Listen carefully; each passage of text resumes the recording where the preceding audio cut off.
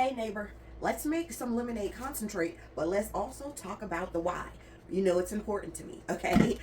This is watermelon juice. You saw how many melons that we grew? I've juiced the orange flesh watermelons to make watermelon lemonade concentrate, okay? Very simple principle. Remember the numbers. So regardless of how much juice you have, if you apply the principles of the number, you're always going to be safe in what you're making to put on your shelf, okay? And it is equal parts of each. Equal parts fresh lemon juice to your sugar, to your add-in, or to water. If you don't want to make a flavored one and you just want to make lemonade concentrate, it'll be equal parts of your lemon juice, your sugar, and your water. We're going to warm that just till it's dissolved to put in the jar, and then we're going to process it how we would process any of our fruits, because we're adding fruit into there. If you didn't add fruit in, it's still a fruit. So you're still going to be processing around 15 minutes to make sure that it is safe to put on your shelf. Now, here's the question that came up for me when I first started doing this process. And you may hear other people who teach canning talk about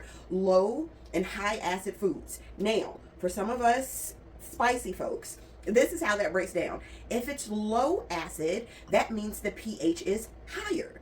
If it's high acid, that means the pH is lower. So for instance, your vegetables, your seafood, your meats, all of them are high acid foods, but the pH is lower, which is why we don't necessarily water bath can.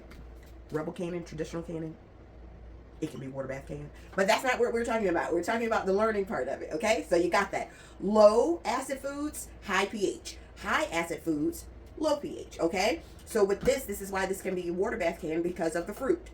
Higher. Now, I always get the, can I use no sugar, a different kind of sugar? My diabeticals is acting up. I can't use this much sugar. What role does sugar play in your canning?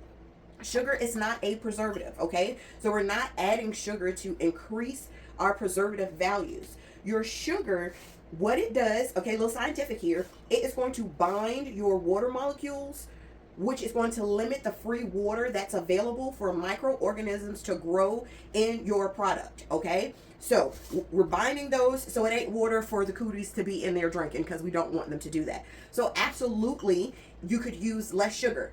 Side note, this is a concentrate. So we're adding more sugar because once you go to mix it, I do mine in pints.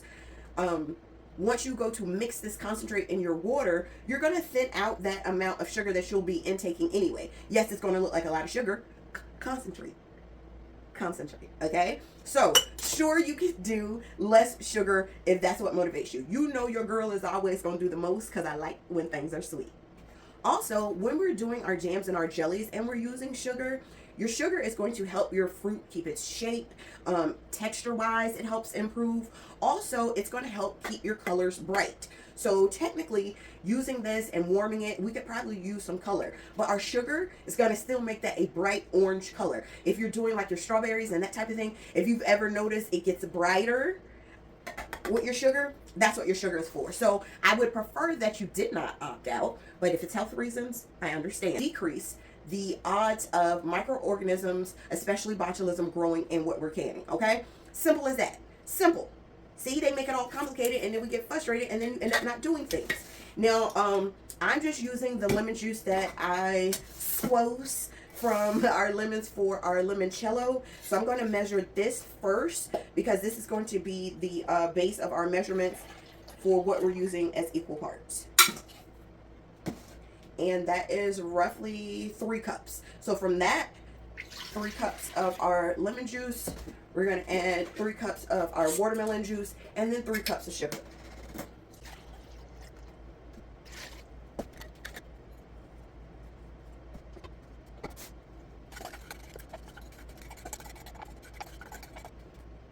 Now we're just going to heat this to dissolve. It does not have to boil. We just want to make sure that all of our sugar is nice and dissolved. Now, I have made a statement before about if you are making a product and you don't have the time right then to can, that you can put your jars into the refrigerator. I did not clarify. My bad, okay? And let me clarify. if you put it in the refrigerator until a time that you can water bath can or process later, you need to take your jars out about 8 to 10 hours removed from the refrigerator to bring it up to temperature. You cannot put your cold jar straight into any kind of processing. Also, because it has set out of the refrigerator, we're still not safe to put it in boiling water. When I take them out of the refrigerator, they've set out. When I go to process them, I am going to put my jars in with cold water, okay? And let all of it come up to temperature at one time. Never, ever, ever, ever cold room temperature into boiling water. You're going to break your jars, and then you'll be like, oh my God, Nikki don't know what the hell she's talking about. And you know what I do? Get this dissolved. Okay, we're nice and heated up. Smells so heavenly. Smells like summertime. Let's get it in the jar. Remember, always, always, your jar is going to be a clean, sterile jar. Okay? And we're going to be cleaning our rims with our distilled vinegar. Why distilled vinegar? What if I don't have distilled vinegar, but I have regular vinegar? Why can't I just use my apple cider vinegar? Because your apple cider vinegar still has those delicious sugars in them. That's why it's that pretty brown color. And if we wipe it with more sugar and add heat to it, what is that going to do for your seal? Yeah, no, it's not going to be a good seal. Exactly. So that's why we use our distilled vinegar when we are cleaning our rims. I'm going to get this in, and then I'm going to get it processed. Okay, so our last jar wasn't all the way full, and I don't normally process when they're this low. They just go in the refrigerator so that we can enjoy now. How are we going to enjoy it? Well, I make my pint sizes because my pint is for half a gallon. But they can also be free poured. So you can pour however much you want in your cup to make your watermelon lemonade, my love. And just that simply, we have something else to put on the shelf where you've preserved some of your melons or your fruit that you've grown this year. And it was simple. And we understand the science behind it, okay? I'm giving you these things. I need you to try some of this stuff. It ain't getting easier out there. Okay, neighbor. I'm going to talk to you.